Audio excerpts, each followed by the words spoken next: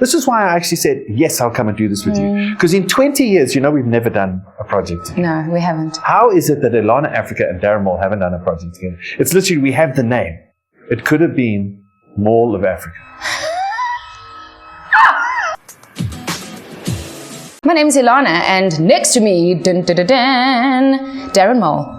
I cannot believe you flew in all the way to come and visit. Thank you. You asked me to. I did, hey. And so the next day, I phoned my travel agent and I said, well, it wasn't like that. I said to my Anna, check my diary. Then we checked your diary, and then there was a gap. Do you know no one in 2026? How did you get to 2016? It was a birth year. It was a birth year. Yeah. So we think in birth years. When was your birth year? When Not was your, 2016. When was your baby born? Oh, 2008. Okay, so it was a pretty special year then. Kind of, I suppose. Yeah. A big thank you to our support. Thank you so much to Epimax, Baby and Junior, to Curaprox and Jacaranda FM. Also, a big thanks to everyone that got Darren to sit in this chair. I cannot believe he flew up all the way from Durban to join us in beautiful Gauteng. Do you like our weather? This is beautiful. This is a great, beautiful day. Thank you. It's warm. There's no humidity. A little bit dry and brown. But otherwise, my nose is getting a bit cracked. Your biography is 10 pages long. So the only thing I'm going to say is Darren Maule is one of South Africa's most versatile entertainers and performers. I actually know you as a comedian. That is, you were, the first time I met you, you were really funny. And that's what I used to be. It's changed. No, you were really funny, and I think you really wanted to impress me with how funny you could be. When was the first time then? Probably 20 years ago. Yeah, but where were you? Was it Hurricanes? No, I don't remember. Me? Yeah. At Hurricanes. Darren, there is no way. Where were you watching me doing stand-up? I don't remember. See, I don't remember our first meeting as well. I do remember like our second meeting, and it was all hugs and kisses, and it was at Urban Brew. Oh, okay. Yeah. And that was over 20 years ago. Can I tell them that? Yeah. It was over 20 years ago. And I can't believe it's been 20 years. This is why I actually said, yes, I'll come and do this with you. Because in 20 years, we've never done a project together. No, we haven't. How is it that Ilana Africa and Darren Maule haven't done a project together? It's literally, we have the name. It could have been Maule of Africa. Darren Maule. He did that. That's really... Well, hold back the jokes, because we'll give you an opportunity to tell some. Because he doesn't know what's coming, right? I didn't give him any of the questions that we're going to ask today. Took my phone away. If people ask you who you are, what do you say? I say I'm Darren Maule. Yeah, but who are you? Oh, like what do you do? Like in conversation? Like, are you someone's dad? I'll tell you. My name's Ilana. I'm Afrika Bredenkamp because I got married. And I got married to a really cool guy, and then we had lots of children. Yeah. And now I'm a mom, a podcast founder. I am a conversation starter. Yeah. I am best mom in the world. And then my girls go, no, you're not. So I do that in order for them to say, no, you're not, but they know that I am the best mom in the world. So who are you? Wow, I'm nowhere near that. I actually, if I get to meet someone who doesn't know who I am, I relish the anonymity, and I just say I'm in broadcasting. Okay. And they tend to not go further and say, oh, that's good. But you've done comedy for many, many years, and then you changed hats and you went into radio.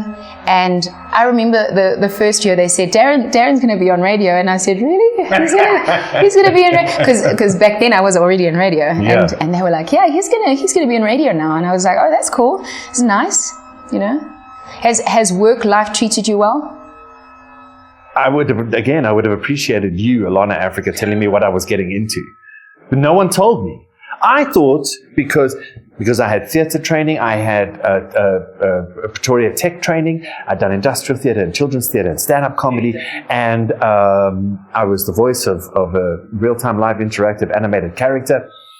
I'd done all this work, so when someone said, when Naveen Singh phoned me up and said, come to Breakfast Radio, and I was like, I haven't done that. Surely it's another performance art. No, it's not. It's another universe. And it took me about 3 years to actually even begin to start. Thank goodness for the patience of East Coast Radio, because it took me 3 years just to begin to start to think radio, and then to get better at Breakfast Radio. So that was huge. So I never lost the comedy hat, by the way. So I still do that, just not as much. I mean, so before I was on stage 5-6 times a week. And now I'll squeeze in one weekday, and then weekends I try to do, I'm really flexing my MC stuff now. So as opposed to just doing a set, I like to MC the gig because I really get to direct. It's like sparkle. And I'm really, really enjoying that. So I never took that hat off. They're interchangeable. What's it like having a full-time interchangeable hat and being a family man too? It's the most common, believe it, question that I get from women. And I remember last year during Women's Month, people were asking me the whole time, how do you keep balance? How do you keep balance? And it seemed like women needed this thing called balance. And how I answer it usually is that something has got to give. So sometimes I'm the best mom, and then some days I'm the best performer, and then some days I'm the best cook, and then so at this stage of my life, I've decided that I can't be really brilliant at everything. I'm really good, but I can't be really brilliant at everything. And so how do you juggle those hats and still be the best daddy? See, what people need to know is that you are actually really brilliant at everything. So, like, you're being modest here, and there's no place for that. Yes. I thought you meant yourself. I'm you are the best. I was like, yes, in life, you were born to be the best. No, really. No. Like, how do you... This is my new biggest challenge, is to stop guilting myself. So whatever I put my energy into perfecting or getting really, really good at, whether it is spending time with family or my emceeing or my stand-up or a new radio feature or mentoring, which is something I'm getting into now as well, there's only so much time in a day. And then after a couple of months, I start kicking myself because I haven't been doing that. It's almost career-wise as well. When I'm like cooking on radio, I miss the TV and the film. And then I get like a TV gig, and then I'm doing that, and I go, oh, you know what, I'm missing the live stuff. And so you always miss the thing that you're not doing. That's me.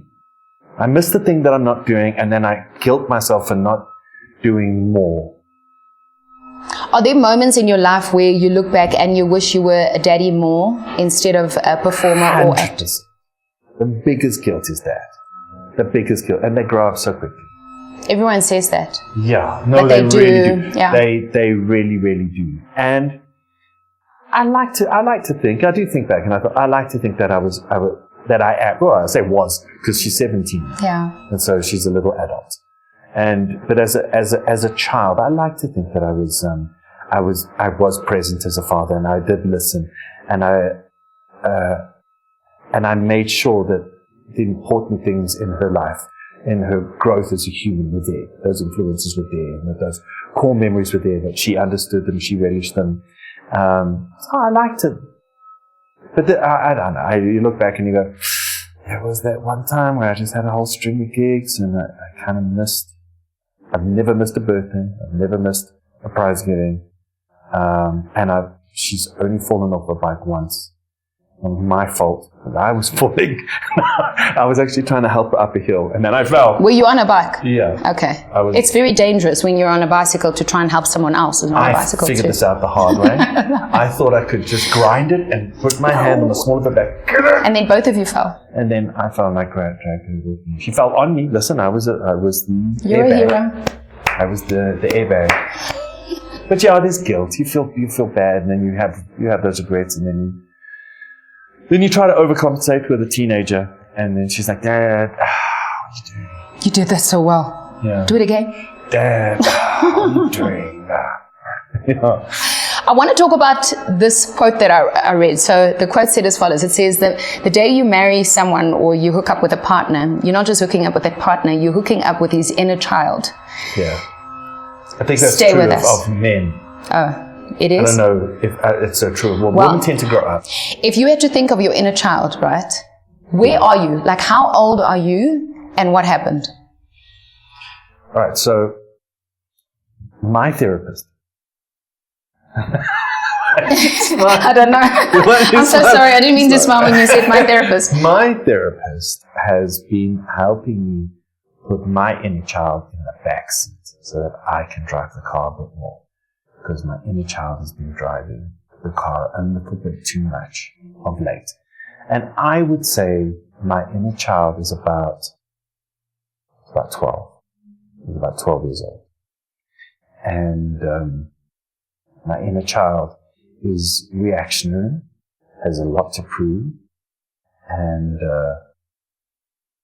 is fearful, and doesn't want to be shown up. Doesn't want to lose. My inner child is the youngest of 5 boys. Mm-hmm. And I have to put him in the backseat to the left, so I can still see him in the rearview mirror. Mm. But he's been driving the car for a bit too long now. So, do you find that sometimes you, as a daddy, and even just as you, I say dad because, we talk parenting often and we talk about our children. Do you often find that stands in the way of you moving forward or being the best that you can be? Never thought of that for a second. No. And maybe that's where some of my guilt comes from, because I've never said no to work or a challenge. I love that. Yeah. Yes. Yeah, I never say no. Go challenge. Yeah. Yeah. Yeah. You can do it. I think and then that's the positive side of the inner child, is the fearlessness. Like, I can do that. Yes. I'll give it a bash. I'll show them. I don't mind failing. I have no problem with failing at something. I have no problem with it. I have a problem with not trying something. I don't think anyone can be a real failure at anything. You could get really good. Anyone can get really good in anything if you really, really go for it. But yeah, the only thing I'm like, it remains to be seen. I can't say I'm a success as a parent. I think that remains to be seen. I'm going to watch my young adults. I think you're successful now. You don't need a result. You need you don't need it to become, I don't know, a physicist or a nurse for you to know that you've become the best parent. I think you're the best parent today. No, I wouldn't measure her success on what she becomes. Not even close. I would measure it by who she is as a person, her sense of correctness and good and morality, and her ability to enjoy her life. That would be, if I instilled that in her. Or Darren, just know that you did your best. He's sounding like my shrink now. But you did. I've only seen you at your best. Let's think about it. There's a lot of us, in our industry and as parents and just as humans that show up, and we some of us have made mistakes and others have made different mistakes, but we've all done our best. Just like your mom and dad has done their best. It's such a cliche, I love your parents because they were doing their best, but it's true. And now that I'm in the driving seat of parenting, with my husband, I make mistakes too. I parented 3 other kids before my 10-year-old, and I had to remind her the other day. I said to her, Mama is also just parenting a 10-year-old this year for the first time this year. So let's do it together, man. Come on. Yeah? How did that go down? I got a hug. That's great. Best mom in the world, best mom in the world, best mom in the world. My feelings towards my mom have changed drastically. What was it like? What with my mom? I thought my mom was terrible. So I always make sure she doesn't watch this. And she will. Hi, Mom. What's her name? Catherine. Hey, Catherine. Your son's here. Why did you resent? I resented my stepdad, and she chose him. Okay. He was an alcoholic and I'm sorry. And a fiend. And she chose him, and she wouldn't leave him. And when I was 9, she actually said to me, "What do you think? Should I leave him?" And that's why I was so surprised at you going, "Let's do this together." I don't think you should ask 9-year-olds if mom should break up the family. No, I think children need assistance with making decisions a lot of the time. They can do some things by themselves. So about 14 or 15, I felt resentful that I didn't say, "Yeah, go ahead." Okay. I was resentful of but mom, this was difficult. Mom was raising 5 boys, and I was the least naughty. Okay, I lied. I was up there with the naughties. And 5 boys. And then he had 2 boys as well. Okay. And so it was only recently when I became a part of a blended family that I realized, oh, wait, this is hard. This is really, really hard. This is compromise on compromise, and this is, and then I phoned her and I said, "I'm sorry. I didn't understand." But you know what? Forgiveness and understanding doesn't have to be instant, because it's your process too. Yeah. And your mom had to go through the same process. What I'm curious about is did growing up and the decisions that your mom and those around you make, did that influence how you are as a father, and even now as a father in a blended family? 100%. I think everyone is well, I can't talk about other people. I just didn't want to be my mom. I didn't want to be my stepdad. And the sad thing is, for the first 2 years of Mouse's life, I was. Mouse is his baby. He calls her Mouse. He is a mouse. Because I wanted to keep her anonymity. She wasn't born into fame and infamy. So if she chooses that life, then she can have her name. But up until then, she's Mouse. Yeah. Yeah. If you didn't show up as your mom or as your stepdad, who did you show up as? That's a tough one. You see, this is the question you should have given me ahead of the time. Some of the questions. Ask me again. Okay. So if you didn't show up as your mom or as your stepdad, who did you show up as? I only think of it as me, hey?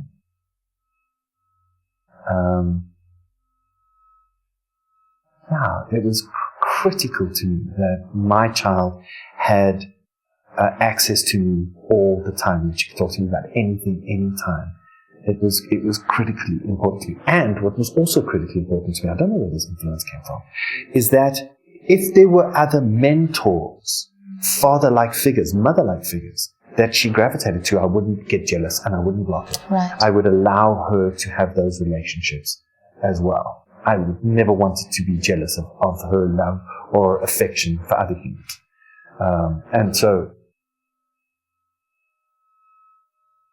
I think I was resentful of my mum blocking my relationship with my real dad, and I didn't want any of that to happen for my child. So I'm a result of my parents, but I don't parent like they did at all. Does that make sense? It does make sense, but I mean, we are the result of our parents and environment and genes and so many other things. We've learned this on Baby Brunch, you know. So don't be too hard on yourself. Yeah. I think you're doing a great job. Yeah? Yeah. You're funny. Yeah. Sometimes. I watch her and I watch her engaging with other people, and I watch her engaging with other people, and I'm very, very proud. She helped us my Anna and I were having a little bit of a disagreement. And then she came to me and she said, guys. She quoted Rumi. She came to me, guys. You can't see clearly through boiling water. Whoa. Whoa. I know, right? I love that. Both of us like, you're right. You turn down the temperature. You let this simmer. Now that we can see each other. And that was it. We're like, thank you. And she left. Starting out, did you always want to be a dad? What was it like in the early days? I never wanted to be a dad. I had actually made a vow to myself. I said, we will never have children. I've actually forgotten about it. It's been so long ago, I forgot about it. What made you change? Mouse's mother had a precancerous condition. And PJ Governor had said to me, you know what, you should get her pregnant. Because it retards her cells and she has a better chance of regenerating. This is an actual conversation? This actually happened. Okay. And so I was like, really? She's like, yeah. So then I went home and so I hadn't really thought this through. And I said, hey, I heard that if you get pregnant, she's like, I heard the same thing. Do you want to do it? And she didn't want to have any more kids either because she had two. Right. And I was like, yeah, let's do it. And so we got busy with that and she got pregnant. And then we realized that, you know, we were not destined to be mom and dad, but we had this beautiful human being. So that was it. I wish I could say it was something deeper. It's actually beautifully deep. Did she become cured? It went into remission for a while, and then it popped up again, and some chemo and radiation, back to good. They say that sometimes our curse will become our blessing. And isn't it wonderful that something that wasn't so amazing at the time, like people separating, but you've got this beautiful daughter that you can be so proud of. Yeah, I agree with that. I'm very, very lucky. She is She's amazing. I don't know. All dads like that with their children. My child is really, really amazing. Looking back at the first years, I mean, before you had your daughter, do you think that you wanted to get to know yourself much better? Or have had assistance in, I don't know, mental health or therapy or some kind of support? Do you feel you did it the right way, or do you feel like you needed to be better equipped as a dad before having a child? I think if people can get equipped before they have children, definitely. Why is it not a course in school? Everyone's going to invariably have a child. Why don't they teach it? Just some elementary stuff in school. Or someone will not be able to have a child. And even here on Parent and Baby Brunch, we say that there will be other things in life that will shape your life in such a way that it will be similar to having had a child anyway. And so I'm quite a big, I don't want to say advocate because I don't want to make it so official, but I'm quite supportive of people that say, I'm not able to have children, or I don't want to have children, or I really want to be a dad, or I really want to be a mom. And so that's why it's quite interesting for me, because even in your own life, there's been so many changes in career and the things that you do, and then you had a child, you know, another change, a big change. I think for the first couple of years, I was in such a panic, and you know, baby Darren was driving a car. You know, and I still had a substance problem and a drinking problem. Right. And I actually forgot about that. Do you know that? Yeah. Well, it's been in November. I'm 15 years. But it just, forgiveness is such a beautiful thing. It is. Forgive yourself. Yes. Yes, I agree. Yeah, I agree. But I would say, to answer your question, I was in sort of denial, and someone else was driving the car, and so I only really started the real parenting process when Mouse was 5 or 6, and then I became a full-time single dad from 9. So 9 to 17 has been the job, and it's fantastic. Yeah. What's the best thing for you to be? I always think, because this is the glamorous side of me thinking about parenting and single parenting, that sometimes I think being a single parent could be much better sometimes because it's just you. You know? What are the pros for you being a single parent at the time? At the time of single parent, it was weird though, because the first 5 or 6 years, I only got to enjoy her during the holidays. But then I kind of missed the school run and the lunches and the school things and the growth and the homework. I really thought I really enjoyed that because I got a brain. And I thought I'd really, really nail the homework. And then she would come home with grade 4. Grade 4 homework. Like, I don't know any of this. I am stupid. And so I traded that role where she then got to have holidays with her mum. But I was doing the day-to-day, and I absolutely loved it. I don't miss a single part of it. And there were pressure moments, and then there's the extramurals, and I think if anything, I'm like, it might be a painful dad because I want to know everything. So what did you learn today? You did it, and when you do the pas de deux, is that where your feet go out? And were you able to do it? Did you extend off? Can I do it with you? Can we do it at home together? She's like, no, Dad. None of the other dads ask this, and so yeah, a single parent. You do kind of wonder, okay, are we missing the female element? I'm the father of a young daughter here. Are there bits I'm missing out on? Again, there's that panic and there's the guilt and there's all of that. And then I got very, very lucky because the woman I fell in love with is she's a mom of 2 girls as well. So she'd done the whole journey. She had the whole toolkit, and she came along and said, let me help you with this. I'm like, and then I didn't have any of the skills of parenting all the teenagers. And she's like, let me help you with that as well. And so that was like a massive challenge there as well.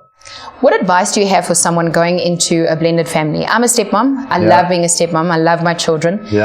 I remember at the time it was difficult. I remember the judgment from other people. So it's actually very interesting. So I remember my husband and I fell in love, and I inherited a 6 and a 7-year-old. They were really cute. And I remember other people's concern whether I was too young to parent or to become a mom. But now that I look back, I remember how I was the fun house. Yeah. You know? How did you feel about it? I was the fun house, and I got to play. Yeah. And you know what? Thank God I had older kids, because now that I'm doing it again with my 2 younger ones, it's not for the first time. Yeah. And now that my youngest is now 8, turning 9, and my eldest is turning 23. Yeah. I look back and I'm like, this has been good for me, you know? Yeah. And parenting teaches you something else. It teaches you to put yourself first, but also not to be selfish. And the one thing that I always tell blended families, and you can't talk in oxymorons. I'm going to ask you about that, because the one thing that being a stepmom also taught me is, I describe love like this, because people walking into a relationship where there's been relationship before is always concerned, but will your husband have enough time for you? You know, is it enough? Isn't he too busy with all the other elements of the previous life, like we would call it, or whatever? And I explain it like this. I always say, walking into a relationship that's blended is like swimming in a pool. Yeah. If we all jump in, we're all going to get wet. Yeah. And so I think I want to take the fear out of that if you're marrying into a blended family, or if you're marrying a partner that has got children already, it should be calm and lovely. And it can be... What to you is the biggest challenge? I remember the biggest challenge of our blended family was on a Sunday when they had to go back into another routine. And it was always the hardest. So at the time, their school bags were green. Yeah. And I remember we would call it Groensakkie-dag, because when the green bags were standing at the door, ready to swap houses again, I could see my kids change. And that was hard. Yeah. Okay, so it wasn't just me. What is the hardest thing for you about blended families, and what's the one thing that worked for you stepping into a blended family? So, okay, so I noticed that about my child. So she would go home on holidays or long weekends and spend time with mum. And then a day or two back, there's a different human being here. This is not my child. And the hardest lesson for me was to go, okay, just give it time. She needs time to assimilate, realize where she is again, how to behave, how to adapt, be nice, like a leopard. No, I'm kidding.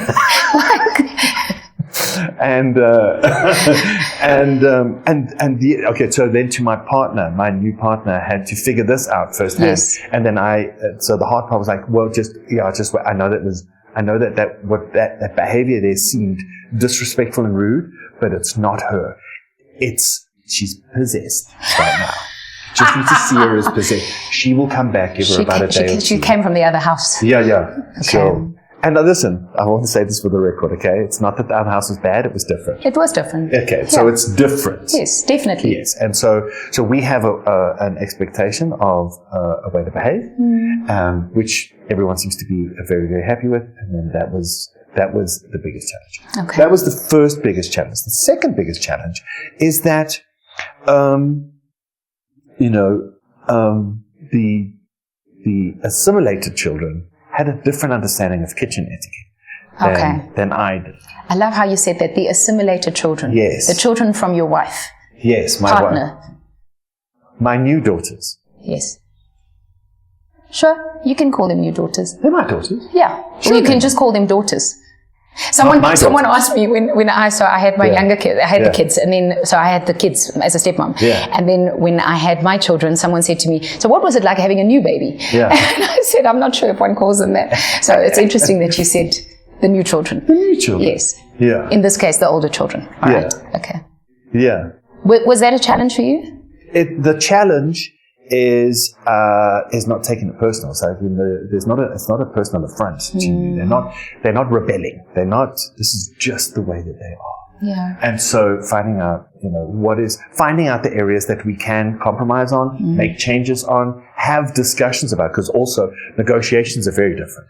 Yes, they're definitely. very, very different. Yeah. I was a dad of a daughter, and now I'm negotiating 2 daughters who had a single mom.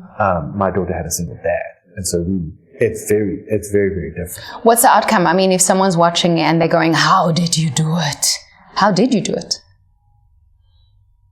Is it grace? Is it mercy? Is it a There's book? grace, 100%. It's like, it's not personal.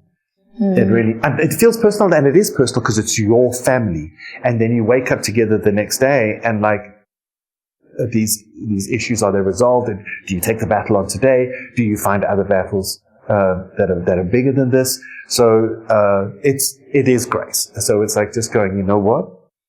You are you, and is this really the end of the world? It's hard for me because OCD. There's places. Things need places. You put them in their places. Like my scissors. I want to get that. Here I am with a bag of soup, and I need to open it because I'm making soup, and I only have 15 minutes because then it's ballet, right? And then I open it. It's not there. There's no. Hey. And then you ask the house, hey, anyone know where the scissors are? And no one answers. No, it's not that no one answers. They go, it's just scissors. I don't know. Like, it's just scissors. Oh. The ambivalence. Hey. They're not caring. I understand. Do you know where I find the scissors? Yeah. In the craft drawer, covered in glue. Yeah. I feel your pain. Yeah. So you know what I do? I open the bag of soup with nail clippers. And then I don't reveal how the bag of soup was opened and while we eat the soup. But who cut their nails last with the nail clippers? Well, I'll actually take whatever's available. I'll take garden shears. And I'll cut that bag of soup open. Or I should be making my own soup. So I wanted to say this. I learned a coaching tool more recently. And it says the following, that sometimes when understanding is still taking place, which is a long time, one has to assume that everything that people are doing, they are doing out of a place of goodness. Yeah. Because they actually don't know that they're either irritating or hurting you. Yes. And one can assume that at the time when they don't know, is that they're doing it out of a place of I don't believe there'll be anyone in your family that's doing. Come on, there's no one in your family that's doing it maliciously. No, Thank God you said that because I was hoping that you wouldn't go the other side. No, you comedian. No. If you have someone in your family that's doing stuff that's not from a good place, you are in. That's going to be a most painful place. Oh hell, that must be. What was harder for you? Divorce, moving into a blended family, or take it right back to 12-year-old you growing up? So the first, the mom, we were not married. We just, we bought a house and had a child. So common. Sure. Divorce. Separation. Sure. Yeah. We didn't need lawyers. You could have had one. We could have had. Yeah. That was hard. I think 12-year-old was the hardest. I'll tell you why. Because you haven't learned coping skills. Yeah. It's all raw, and it's end of the world stuff. And that 12-year-old Darren went on to become 14-year-old Darren, who was very naughty, not very naughty. I would say for my period was run of the mill naughty. Did you smoke? Yeah. Okay. I was going to say, because that would be really bad, and then you said yes. Yeah. No, okay. I would say I had a binge drinking problem from 15. I understand. Yeah. And no, it was a problem. I don't understand, actually. I'm being mindful because this is true for many families and even in my own. And so I want to say I understand based on that. Yeah. But here's the thing. I never intended to hurt. No. Never, ever, ever. And even now, it fills me with dread and horror that anything that I do or say could really, really hurt you. And I don't know if that's true of everyone, but I know that it's true of me. If you have a look at your journey of healing and how you just grew up to be this remarkable person today, 12-year-old you who was very unsure and very hurt, and I want to, I'm meeting that 12-year-old right now. So thank you so much for sharing him with me. If you look at your biggest achievements, and I mean, I know your CV, you've won so many awards in radio and in comedy. If you had to speak to 12-year-old self right now and give him a pat on the back of some of the things that you've achieved in life and fatherhood, what would you say to him? Oh, I wouldn't give him a heads up about any of the stuff that happens, because that's great. Oh, okay. No, I wouldn't give him a heads up. Right. I would tell him it's going to be okay. Okay. That's it. I think that's all he needed to know. It's going to be okay. Yeah. You know what? It was like at home, there was abuse. And then and then I was at boarding school with like a whole bunch of really bigger boys from Carltonville, of all places. And they were abusive. And then, we had corporal this is a podcast, right? So even though our video can't see that you're making these grappies in between. People can't see that? No. They can hear it. They can hear something. I hope they can. So, no, but hang on. So everyone listening to the podcast, going to come for me now. Well, they might come from me. Okay, Volkville. Nee. Genigtig nee. Okay, Clarkston. Stop. Orkney. Ek het familie daar. No, but I hear you. Familie of gesin? What's the biggest achievement? What do you want to say to him? As a dad, I have achieved. To 12-year-old? Start with as a dad, I have achieved. Oh, it's horrible. Go. You do this to everyone. Yes. So as a dad, I tell my 12-year-old. Yes. I would tell my 12-year-old self. I would tell my 12-year-old self that as a dad, oh, this is horrible. This is horrible. Because you want to tell your 12-year-old self your accomplishments and like you become bona fide. You become a real deal. But at the same time, I'm like, what do I want to tell my 12-year-old about my 12-year-old daughter? And then I wonder, did I do okay by her? Because she can also be very anxious.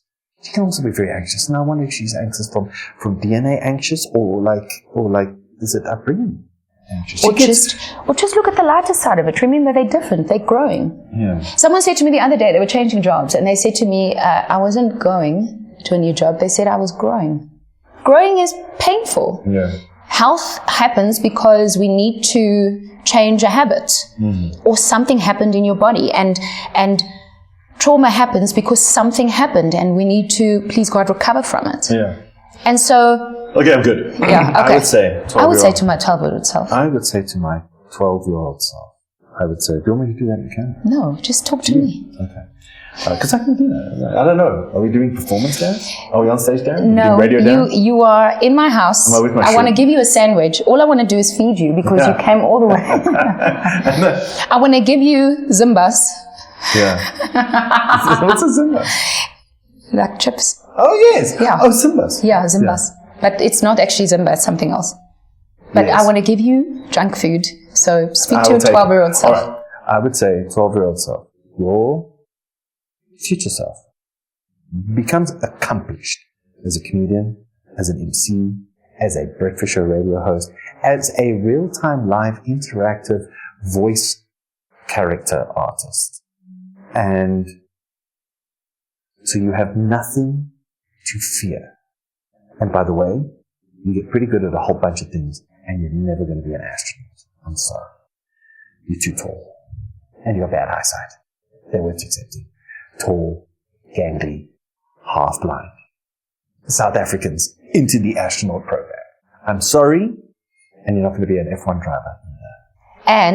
And don't look away from this, and this is my serious hat.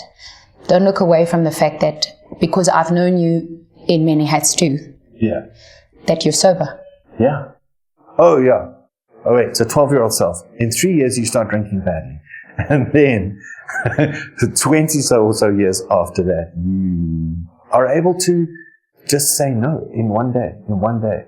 It was amazing, that thing. It was amazing. It was actually quite an amazing thing. I look back at that and I go, wow, that was amazing. But it wasn't one day. I'd been negotiating, lying to myself for about 5 years.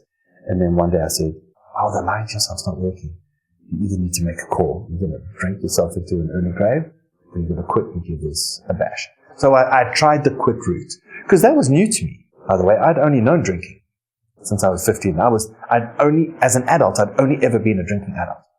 So to say, I'm going to try being a sober adult, I think it was like one of the biggest things I ever did. And I did it, and I'm doing it. I'm super proud of you. Yeah, I'm proud of me about that as well.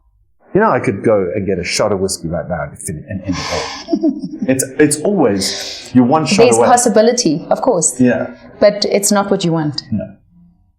because you will just destroy things and stuff it all up. Yeah. Imagine that we are introducing you on stage. Yeah. Okay, so this is this camera. Okay, hi guys. And then I'm going to say, please welcome Darren Maule. And then I want an exact 3 minutes comedy stint about parenting.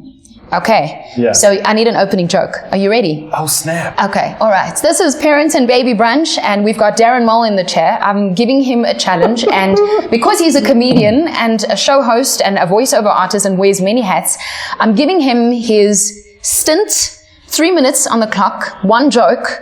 It has to be parenting related. Ladies and gentlemen, ladies and gentlemen, please put your hands together for Darren Maule. Woo, thank you. Thank you very much. Good to be here. Don't forget to tip your waitress.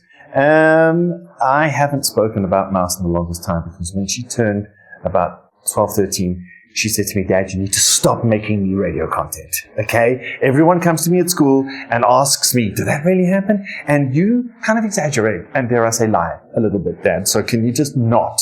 And so I haven't for a while. So if I'm going to tell you a parenting story, it would be never react badly to poo. I don't know if they tell you this enough, but when you're a new parent and you're changing a nappy, it can be repulsive, okay? Especially that transition from liquids to food. It can be a little bit like that. However, it can be traumatic for the child if you react badly. Poo must be good. Celebrate poo. You don't ever want a child to go and hold it back. That's bad. So strangely enough, I found out from my child that when you sing during changing, it calms them. There's less wiggling and there's less trauma. So problem is, I can't sing and I can't remember song words. So I would just make them up. And I remember I started with, I made a girl and Bella is her name. Since she was born, oh, my life's not been the same. And then she would go, and then there was this one time I opened it up and it was napalm. It was and I reacted badly. I did, but my comeback was good because I went, and then my comeback was like, what a poo. How does it feel now you soiled your drawers? What a poo.